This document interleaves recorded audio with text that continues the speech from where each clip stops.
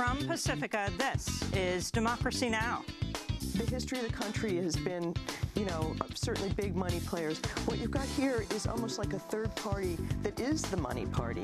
It's a conservative outside pressure group that is acting as a force field, pulling the Republican Party particularly to the right. Today, Jane Mayer on Robert Mercer, the reclusive hedge fund billionaire who helped Trump win the White House.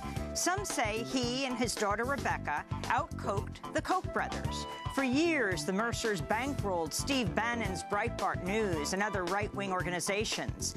Now, allies of the Mercers control the White House. We'll speak with investigative reporter Jane Mayer about her new piece in The New Yorker and hear excerpts, one of Robert Mercer's only public appearances. I wondered, what in the world am I going to say? I left IBM Research 20 years ago, and I really haven't not paid any attention to the world of linguistics or to IBM since then. And I can't really talk about what I do now, so... We'll also look at dark money's role in the confirmation process of Supreme Court nominee Neil Gorsuch. All that and more coming up. This is Democracy Now!, democracynow.org, The War and Peace Report. I'm Amy Goodman. And I'm Nermeen Sheikh. Welcome to our listeners and viewers around the country and around the world. We turn now to look at the man who is said to have out-coked the Koch brothers in the 2016 election. His name is Robert Mercer, a secretive billionaire hedge fund tycoon who, along with his daughter Rebecca, is credited by many with playing an instrumental role in Donald Trump's election. Trump's chief strategist, Steve Bannon, said, quote, "The Mercers laid the groundwork for the Trump revolution. Irrefutably, when you look at donors during the past 4 years, they have had the single biggest impact of anybody, including the Kochs." Before Bannon and Kellyanne Conway joined the Trump campaign, both worked closely with the Mercers. The Mercers bankrolled Bannon's Breitbart News, as well as some of Bannon's film projects. Conway ran a super PAC created by the Mercers to initially back the candidacy of Ted Cruz.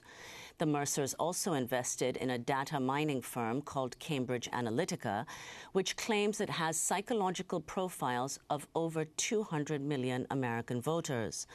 The firm was hired by the Trump campaign to help target its message to potential voters. While the Mercers have helped reshape the American political landscape, their work has all been done from the shadows.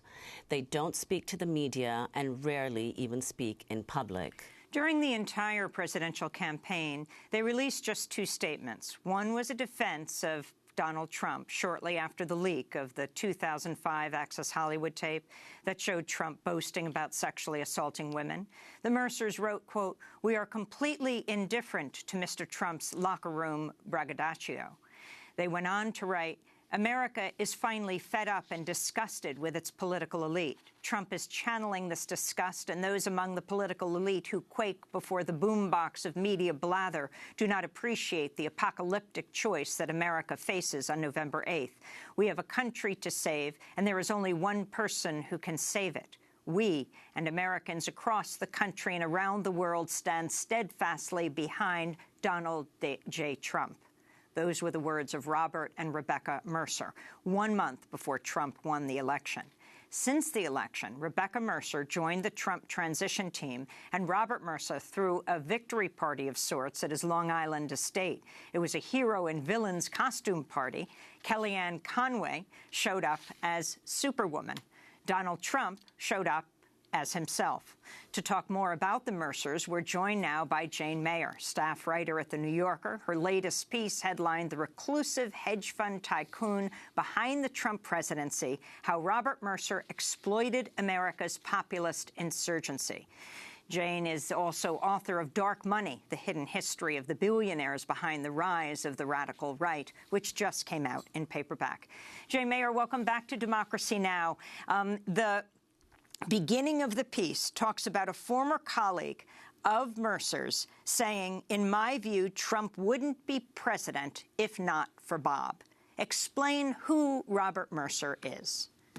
Well, he's as you've mentioned, a New York hedge fund tycoon. He's a computer scientist, a kind of a math genius and an uber nerd who figured out how to game the stocks and bonds and commodities markets by using math. He runs something that's kind of like a quant fund in Long Island, and it's called Renaissance Technologies. He's the co-CEO, and it just mints money. So he's enormously wealthy. He earns at least $135 million a year, according to Institutional Investor, probably more. And what he's done is he has tried to take this fortune and reshape first the Republican Party and then America along his own lines. His ideology is extreme. He's way far on the right. He hates government, kind of according to another colleague, David Magerman at Renaissance Technologies. Bob Mercer wants to shrink the government down to the size of a pinhead. He has contempt for social services and for the people who need social services. And so he has been a power behind the scenes in Trump's campaign. He kind of rescued Trump's campaign in the end, he and his daughter. And, most people think Trump was the candidate who did it on his own, had his own fortune, and he often boasted that he needed no help and had no strings attached, and he was going to sort of throw out corruption. And in fact, there was somebody behind the scenes who helped enormously with him. Talk about that moment when you talk about them saving Donald Trump, which has become particularly relevant today. This was the time that Manafort was forced out as the campaign manager for Donald Trump. The campaign was in disarray. He was being forced out because of his ties to Ukraine and Russia and the money that was being revealed that he might or might not have taken. So take it from there. Well, right, and this was really Trump's campaign was floundering. It was in August, and there was headline after headline that was suggesting that Paul Manafort, who had been the campaign manager, had really nefarious ties to the Ukrainian oligarchs and pro-Putin forces, and it was embarrassing. And eventually, after a couple days of these headlines, he was forced to step down, and the campaign was, spinning in a kind of a downward spiral when at a fundraiser out in Long Island, at Woody Johnson's house, he's the man who owns the Jets, Rebecca Mercer, the daughter of this hedge fund tycoon, Bob Mercer, sort of cornered Trump and said, we'd like to give money to your campaign. We'll back you, but you've got to try to, stabilize it. And basically, she said, and I've got just the people for you to do the job. And they were political operatives who the Mercer family had been funding for a couple of years, the main one being Steve Bannon, who is now playing the role to Trump. He's the political strategist for Trump. That's the role he played for the Mercer family prior to doing it for Trump. So these are operatives who are very close to this one mega donor. The other was Kellyanne Conway, who had been running this super fund, as you mentioned in your introduction, for the Cruz campaign that was filled with the money from the Mercers. And so she became the campaign manager. Bannon became the campaign chairman. And a third person, David Bossie, whose organization Citizens United was also very heavily backed by the Mercer family, he became the deputy campaign manager. So basically, as Trump's campaign is rescued by this gang, they encircle Trump, and since then they've also encircled Trump's White House and become very key to him. And they are the Mercer's people. Well, Jane Mayer, Rebecca Mercer, whom you mentioned, is known, described as the first lady of the alt-right. Now, you tried to get Rebecca and Robert Mercer to speak to you for this piece. What response did you get? Oh, I mean, it was hopeless, clearly, from the start. They have nothing but disdain for, the mainstream media. Robert Mercer barely speaks even to people who who he works with and who know him. I mean, he's so silent that he has said often that or to a colleague, he said once, I should correct that he much prefers the company of cats to humans. He goes through whole meetings, whole dinners without uttering a word. He never speaks to the media. He's given, I think, one interview I know of to a book author, and who described him as having the demeanor of an icy cold poker player. His daughter, Rebecca Mercer, who's 43 and has also worked at the family's hedge fund a little bit and is a graduate of Stanford, she's a little more outspoken. She has been in fundraising meetings on the right. She has spoken up and very loudly and irately, actually. But she doesn't speak to the press, so I had very little hope that they would. Can you talk about when they first met, the Mercers, Robert and Rebecca Mercer, first met Andrew Breitbart, and what that progression was and how they came to be linked up with Bannon? Well, sure. The Mercer family, Robert and his daughter Rebecca, met Andrew Breitbart back, I think it was late 2011 or early 2012, speaking at a conference of the Club for Growth, another right-wing group, and they were completely taken with Andrew Breitbart. He was pretty much the opposite kind of character from Bob Mercer. Breitbart was outspoken and gleefully provocative and loved to offend people and use vulgar language just to catch their attention. And you've got this kind of tight-lipped hedge fund man from the far right who just fell for Breitbart big time. And mostly what he was captivated by, I think, was Breitbart's vision, which was he said conservatives can never win until we basically take on the mainstream media and build up our own source of information. He was talking about declaring information warfare in this country on fact-based reporting and substituting it with their own vision. And what he needed, Breitbart at that point, was money. He needed money to set up Breitbart News, which was only just sort of a couple of bloggers at that point. And talk about Breitbart News, about what the alt-right represented, whether we're talking about anti-Semitism or white supremacy, and why they were attracted to this. Well, I mean, it changed. What happened was, I mean, it started as a Andrew Breitbart had helped the Huffington Post get set up, and his idea was that he was going to launch the Huffington Post of the right.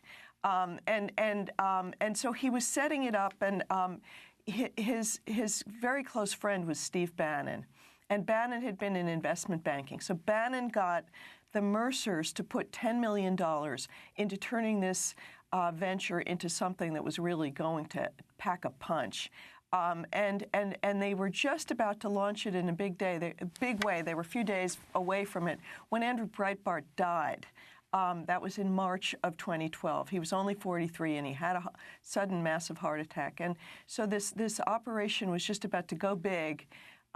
It was leaderless, and that's when Steve Bannon stepped in and became the head of Breitbart News. And in Bannon's hands, it became a force of economic nationalism and, in some people's view, white supremacism. It ran, a regular feature on black crime. It hosted and pretty much launched the career of Milo Yiannopoulos, who's sort of infamous for his kind of juvenile attacks on women and immigrants and God knows what. It became as Bannon had said, a platform for the alt-right, meaning the alternative to the old right, a new right that was far more angry and aggressive about others, people who were not just kind of the white sort of conservatives like themselves. So they made a $10 million investment in Breitbart. They owned it, co-owned it.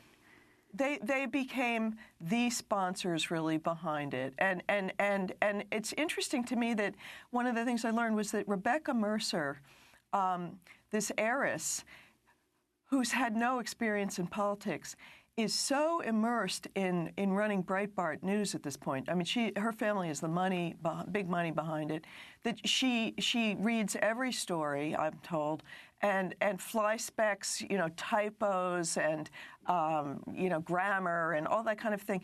I mean, there is a force behind Breitbart News that people don't realize, and it's the Mercer family. Anyway, it became very important increasingly on the fringe of conservative politics because it pushed the conservatives in this country towards this economic nationalism, nativism, anti-immigration, harsh borders, anti-free trade, protectionist, and it spoke the language of populism, but right-wing populism. And Jane Mayer, I mean, as you've said, one of the things that has made the Mercers so successful in their political interventions is precisely this, the way in which they've invested in an alternative media and information network, of which Breitbart is, of course, a very significant part. But can you also talk about the Government Accountability Institute, which you discuss in your piece? Sure. I mean, and this was, very much a design. You've got this family with all the money in the world wanting to change American politics, and they hadn't been very effective in their earlier efforts at this until they joined forces with Steve Bannon, who's a very sort of far-sighted strategist who kind of sees the big picture and understands politics. And so he very much focused their efforts on this information warfare, first with Breitbart, $10 million into that. And then after 2012, when the Mercers were very disappointed that Obama got reelected, at Bannon's direction, they started to fund a brand new organization called the Government Accountability Institute. It's based in Tallahassee. It's small. It's really a platform for one major figure, Peter Schweitzer, who is a conservative kind of investigative reporter. And what they did with this organization, which the Mercers poured millions of dollars into, was they aimed to kind of create drive the political narrative in the 2016 campaign. They created a book called Clinton Cash, which was a compendium of all the kinds of corruption allegations against the Clintons. And they aimed to get it into the mainstream media where it would pretty much frame the picture of Hillary Clinton as a corrupt person who couldn't be trusted. And their hope was that they would mainstream this information that they dug up. It was like an opposition research organization, sort of masked as a charity and nonprofit. And they took this book, Clinton Cash, gave it to the New York Times exclusively early, and the Times then ran with a story out of it that they said they corroborated, but they ran with it nonetheless on their front page, which just launched this whole narrative of Hillary Clinton as corrupt. And it just kept echoing and echoing through the media after that. So it was a real home run for them. A year later, they made a movie version of it also, which they launched in Cannes. You're talking about Peter Schweitzer and as well the Mercers. What about Cambridge Analytica, in addition to the Government Accountability Institute, and also the Mercers' obsession with the Clintons, the whole issue that you write about, they're talking about their murderers? I mean, really, one of the challenges of writing about the Mercers for me was to figure out, okay, so they're big players. There are players in the Democratic Party who put in tons of money, too. They're not the only people who put money into politics, but they're maybe the most mysterious people who put money into politics. Like, nobody really knew what do they believe, what's driving them. And so I was trying to figure that out. And what I finally was able to do was talk to partners and people they work with in business and people who've known them a long time who paint this picture of them as having these really peculiar beliefs and based on kind of strange far-right media. Among their beliefs are that Bob Mercer has spoken to at least 3 people who I interviewed about how he is convinced that the Clintons are murderers, literally have murdered people.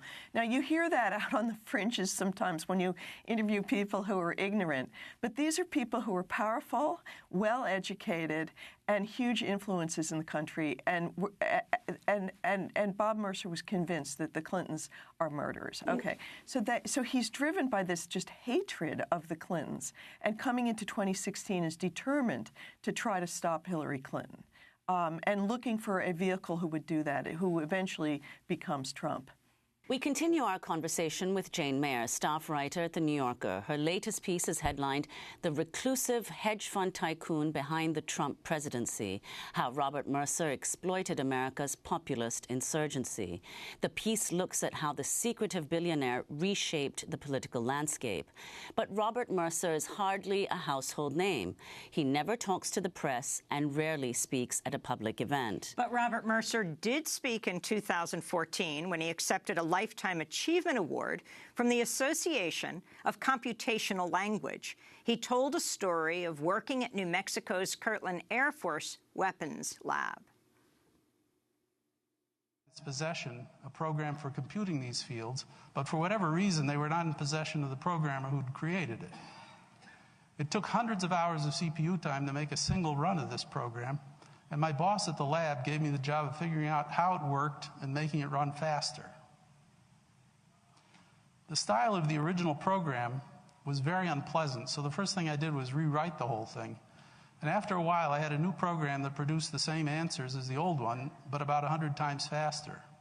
And then a strange thing happened. Instead of running the old computations in 1/100th of the time, the powers that be at the lab ran computations that were 100 times bigger.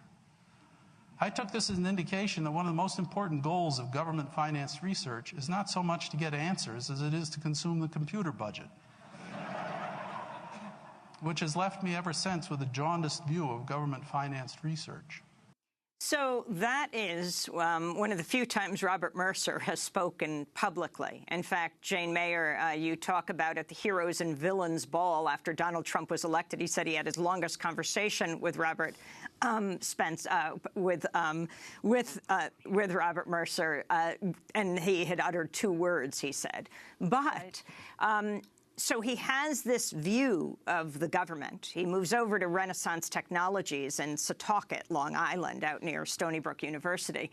Talk about how you did learn more about his views. You mentioned the man earlier, David Magerman, one of the people he worked with at Renaissance who broke with him. So often that's how you can learn about people's views within an organization when you have a break, a major rift like this, and Magerman's view of what the Mercers represent. Well, it's very unusual what happened with this man, David Magerman. He is a senior employee at Renaissance Technologies, this wildly lucrative hedge fund, and he spoke out about Mercer's views. I mean, the thing is, this hedge fund is very secretive. It has its own sort of secret sauce about how to make money. Nobody there talks. They're all also getting so rich, there's a lot to lose by alienating the people who run the firm. And so it was very unusual that Magerman came forward. But what happened was he is involved in Jewish politics, Jewish causes in Philadelphia, and he became very concerned about the Mercer's role in the campaign and the sort of the promotion of the alt-right, which has these anti-Semitic strains to it, and got into a conversation with Bob Mercer that devolved into an argument about politics. And at some point, Magerman said to his boss, Bob Mercer, you are using money that I helped earn for this firm to do these things, and if you're harming America, you have to stop. And he spoke to colleagues about it, and Mercer called him and said, I understand you're saying I am a white supremacist. And Mercer said, that's ridiculous. And Magerman said, well, I didn't use those words exactly, but you've got to stop doing this. Eventually, this fight got written up in the Wall Street Journal. Magerman spoke to the Wall Street Journal, and when that happened, when it went public, the firm suspended Magerman for 30 days from his job without pay, and which God knows how much that would be. And at that point, Magerman didn't back down. He wrote an essay himself about how he saw things. And what he wrote is really very eloquent, I thought, which is that he says about his boss, Mercer, he's making an investment. He's buying shares in this candidate, Trump. And now that Trump's been elected, he owns a piece of him. He owns a share of the presidency. And he said, everybody's got a right to express their own political views, but it's a real worry when the government of the United States is being set up to reflect, is being peopled by Mercer's people who are running our government, and it feels more like an oligarchy than a democracy. So anyway, Magerman was one of the people who actually allowed one to get a glimpse of what it is that Mercer believes. Well, I want to ask about someone who's strongly influenced the views of Robert Mercer, Arthur Robinson, who is also the person that Mercer intervened on behalf of when he was running for Oregon's governor.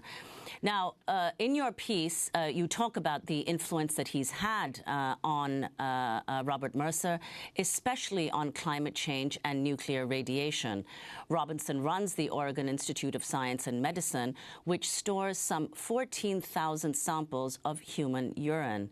Robinson has said he's trying to find new ways of extending the human lifespan. In 2010, Mercer's bankrolled Robinson's run for a congressional seat in Oregon against Pete DeFazio. During the race, Arthur Robinson was interviewed by MSNBC's Rachel Maddow. You're well known for your belief that global warming is made up, that is not true. That's sort of the source of your national reputation, to the extent that you have one. Your opponent, Mr. DeFazio, is also not a belief. That's a conclusion I reached as a physical scientist. I have a degree from Caltech. Many other men who have degrees from Caltech have agreed with me on this. Okay. There are thousands of physical scientists in this country who, on the basis of scientific information alone, reject the idea of human-caused global warming. You have advocated that radioactive... You can go right ahead. You've already put a big pejorative statement before the statement, but go ahead and ask anything you like. You have advocated that radioactive waste should be dissolved in water and, quote, widely dispersed in the oceans. Quote, all we need to do with nuclear waste is dilute it to a low radiation level and sprinkle it over the ocean or even over America after hormesis is better understood and verified with respect to more diseases. Now, hormesis is your belief that low-level radiation is good for us to a certain extent? Is that right?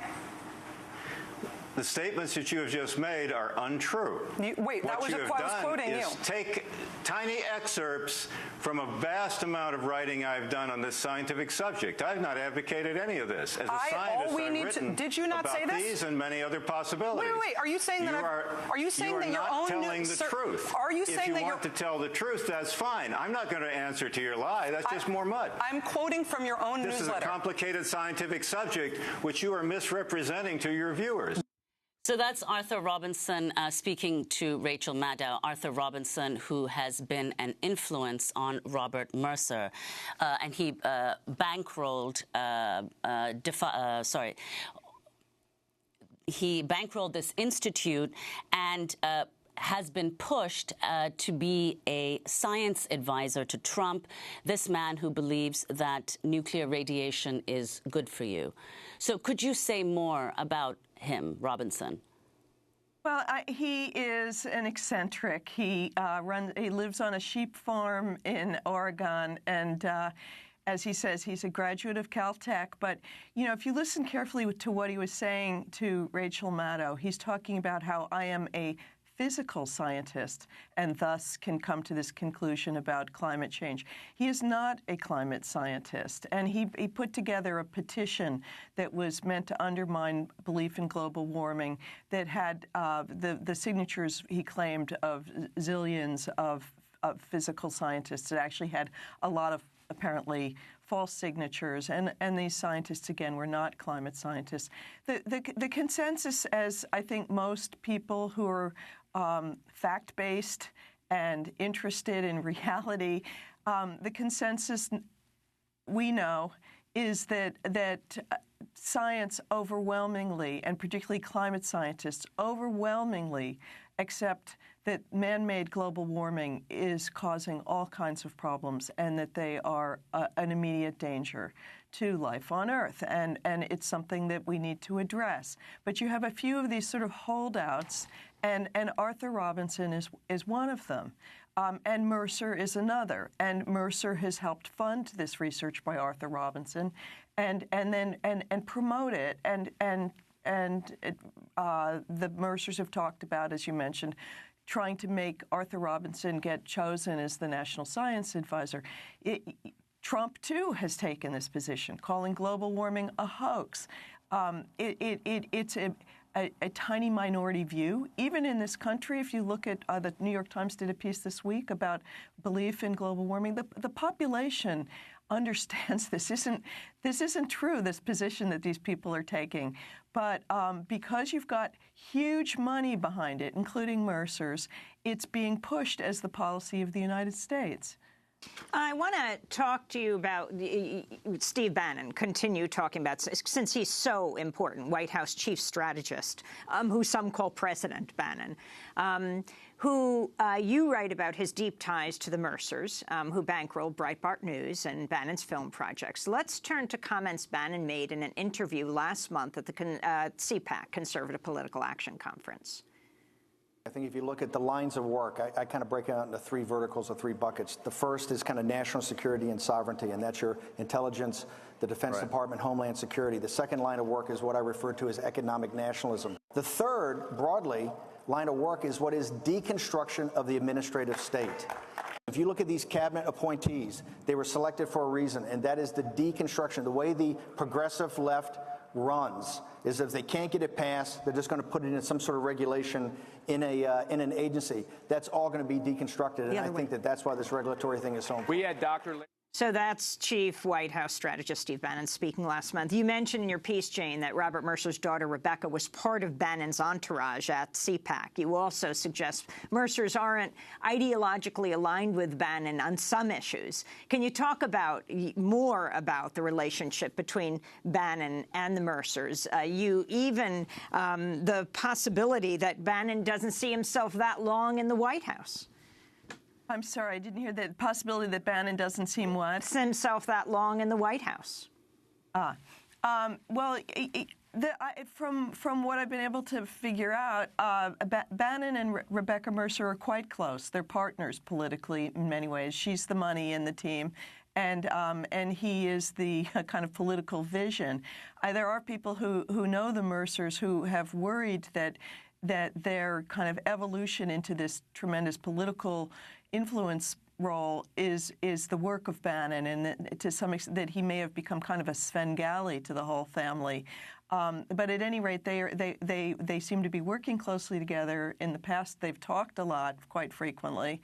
Bannon is a social guest of the Mercer family. They have a tremendous yacht, 203 feet long, that costs $75 million, and he's described by the Wall Street Journal as kind of hanging out on it like a member of the family. And so they are close, and they're aligned on many things. As you mentioned, there are areas of disagreement, particularly between Bob Mercer and Bannon politically. Bob Mercer is stridently and extremely anti-government, wants to just, reduce it to a pinhead, according to David Magerman. And Bannon has been talking about an really expensive infrastructure program in this country. And so that would be a point of tension. That would be a government program that Bannon supports and that this family does not. But they are aligned on this idea of deconstructing the administrative state, which sounds like gobbledygook, but what is it really? They're talking about completely gutting all kinds of government programs and regulations that have to do with things like the environment. They're just completely undoing the EPA from the inside by putting someone like Scott Pruitt in charge of it, who basically doesn't believe in its mission. Who has sued it 14 times as an Oklahoma Attorney General. Right. And so you know, Bannon, the language is the language of populism, but the enemy, in his view, is government. And so if you substitute the word government for elites when he's talking about taking on the elites, you end up pretty much at the same place where the Kochs have been all this time, the Koch brothers, who actually worked closely with the Mercers for a few years. They're undoing the sort of the government as we know it, which has, you know, the protections for people, for workers, for the environment, for the poor, for the disabled. That's where they're heading with this. One of the companies heavily funded by Robert Mercer is Cambridge Analytica, which claims it has psychological profiles of over 200 million American voters. The firm was hired by the Trump campaign to help it target its message to potential voters. Steve Bannon even served on the company's board. This is Cambridge Analytica's CEO, Alexander Nix, speaking earlier this year. We started to look at issue models, predicting which issues, social and political, appeal to which members of the target audience, which voters. We actually assigned different issues to every adult in the entire United States. We could then take these models and put them into a matrix, a little bit like the dental health example, where we can categorize people or segment them according to how they're likely to behave. Core Trump supporters, top right, may be more susceptible to a donation solicitation. Get out the vote, people who are going to vote Republican, but they need persuading to do so. Persuasion audiences, people who need shifting a little bit from the center towards the right.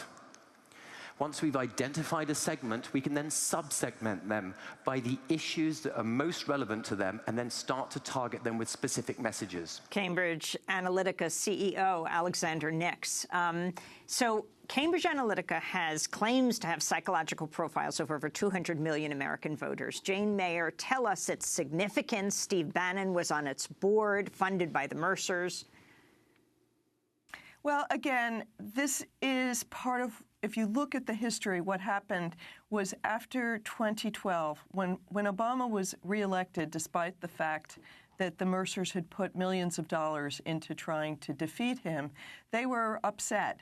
And they wanted to try to get better political tools with more traction.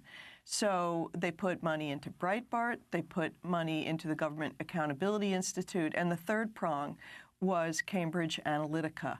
It was, at that point, they concluded, and so did many others, that the Republican Party's data analytics for running campaigns were lagging behind those that the Democrats had. The Democrats, Obama had a famously good sort of computer operation and data team. And so they decided, we'll run our own. They bought a company. They basically invested heavily in building, and it's an offshoot of an existing English company called Strategic Communication Laboratories. And the British company had been involved in psychological warfare operations for militaries and international elections, and kind of some pretty interesting and sneaky-seeming things, which raised a lot of eyebrows when its offshoot was purchased, basically, created by this one hedge fund family. You know, when I looked into this, it seemed that there was less than meets the eye in many ways so far.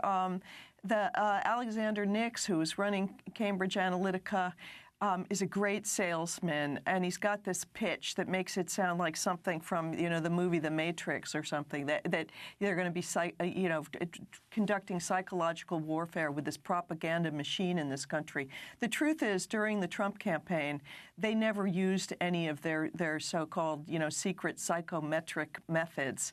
They simply performed like any other kind of data analytics company, and the stuff they did was no different from what the Democrats do and other campaigns do.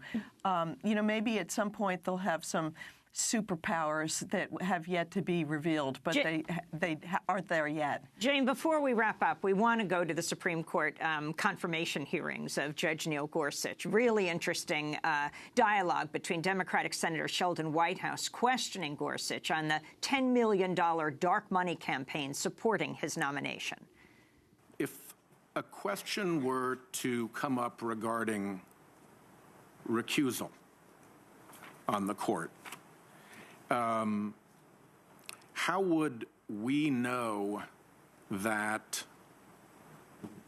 the partiality question in a recusal matter had been adequately addressed if we did not know who was spending all of this money to get you confirmed?